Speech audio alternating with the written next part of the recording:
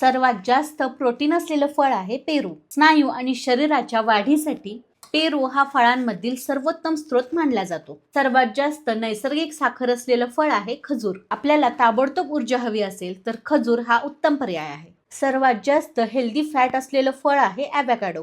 हे फळ हृदयाच्या आरोग्यासाठी उपयुक्त असलेल्या हेल्दी फॅट्सनी भरलेलं असतं.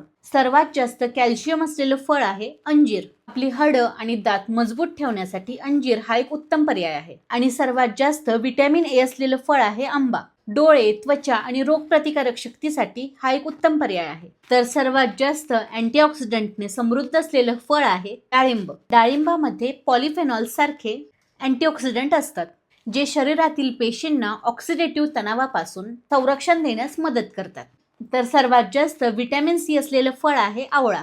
संत्र्यापेक्षा अनेक पटीने जास्त असलेले व्हिटॅमिन सी आवळ्यामध्ये आढळतं.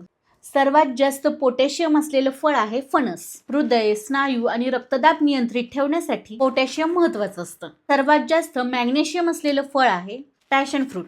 मॅग्नेशियम हे स्नायू, मज्जासंस्था आणि चांगल्या झोपेसाठी आवश्यक आहे. तर यापैकी तुम्ही रोज कोणतं फळ खाता? मला कमेंटमध्ये नक्की सांगा आणि अशाच नवीन नवीन हेल्थ टिप्ससाठी फॉलो करा.